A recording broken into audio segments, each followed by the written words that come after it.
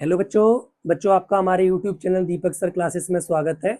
बच्चों आज की क्लास में एक्सरसाइज 5.2 का क्वेश्चन नंबर 18 करेंगे। ठीक है, क्वेश्चन नंबर 18 क्या कह रहा है, एक बार क्वेश्चन को रीड कर लो। देखो कोई भी क्वेश्चन किया करो ना तो एक बार क्वेश्चन को जरूर रीड कर लिया करो। क्वेश्चन कह रहा है fourth and eighth term of an AP is 24, मतलब सम, यानी फोर्थ और एट्थ टर्म का सम क्या है, वो क्या है 24 है। ठीक है, फोर्थ एंड एट्थ टर्म्स यानी इन दोनों टर्म्स का सम जो है वो कितना है 24 है। ठीक है, अच्छा, and the sum of sixth and tenth term का सम कितना है 44 है। ठीक है, अच्छा समझना, आपको क्या करना है, एपी की फर्स्ट 3 टर्म लिखनी है, यानी A1 A2 A3। तो ये चीज दी गई है, मैं इसी से आगे काम करता हूँ। A4 को A+3D लिख सकता हूँ, A8 को A+7D लिख सकता हूँ। ठीक है, अच्छा, AA 2A हो गया और 7D+3D 10D हो गया इज इक्वल टू 24। अभी क्या है, मैं इसमें से कॉमन नहीं ले रहा हूँ, उसकी भी वजह समझाता हूँ। अगर इधर भी मान लो 2A आ गया तो फिर कॉमन लेने का कोई मतलब नहीं है, फिर मैं सब्ट्रैक्ट कर दूंगा, ए कट जाएगा, दो इक्वेशन बनेगी ना। तो पहले इसको भी इधर सॉल्व कर लेता हूँ। ठीक है, अगर रिक्वायरमेंट जरूरत लगेगी ना तो कॉमन ले लूंगा, अदरवाइज कोई बात नहीं है। समझ में आ रहा है? वो ऐसा है ना, मुझे ऐसा लग रहा है कि इधर भी 2A आ जाएगा, तो जब दोनों साइड 2A रहेगा तो दो इक्वेशन बनेंगी, दो इक्वेशन ही सॉल्व करनी होंगी, तो सब्ट्रैक्ट कर दूंगा दोनों इक्वेशन को, तो वहां से डी आ जाएगा। ठीक है, A 2A हो गया 9D+5D हमारा 14D इज इक्वल टू 44। ये हमारी फर्स्ट इक्वेशन हो गई और ये हमारी सेकेंड इक्वेशन हो गई। अब इन दोनों इक्वेशंस को क्या कर दे रहा हूँ, सब्ट्रैक्ट कर दे रहा हूँ। ठीक है, फर्स्ट फ्रॉम सेकेंड, तो फ्रॉम लिखा है तो फ्रॉम वाली ऊपर आएगी।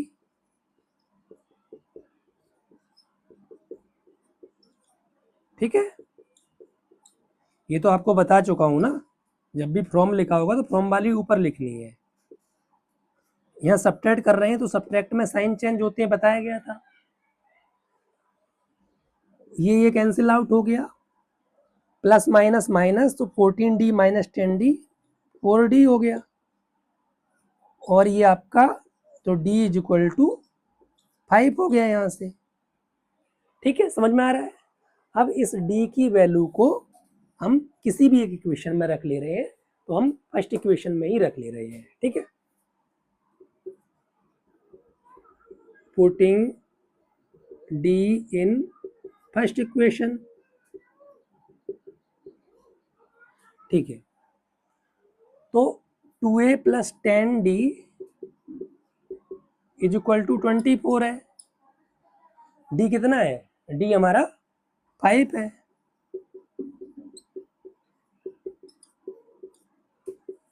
ठीक है, तो 50 हो गया और ये 24 2A, 24 A+50 है तो इधर जाएगा -50 2A। समझ में आ रहा है? ठीक है, अब इसे सब्ट्रैक्ट करेंगे, 36 आएगा माइनस का, क्योंकि बड़ा 50 है और 50 के सामने कैसा साइन है, माइनस का है। ठीक है, सॉरी 26 आएगा।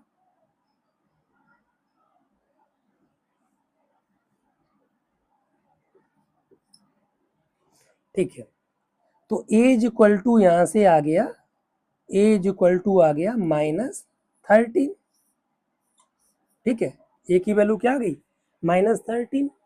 अच्छा, उसने हमसे क्या कहा था, एपी की आपको 3 टर्म लिखनी है, तो सीधी सी बात है, ए -13 है और डी 5 है, तो 5 5 ऐड करते चलोगे।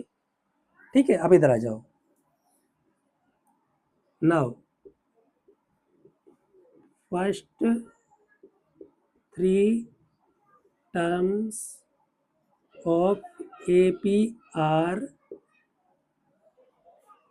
पहला -13, अब इसमें क्या करोगे आप 5 ऐड कर दोगे क्योंकि कॉमन डिफरेंस कितना है 5 है, ठीक है। इसमें जब 5 ऐड करोगे तो -8 आएगा, इसमें 5 ऐड करोगे तो फिर कितना आ जाएगा -3 आ जाएगा।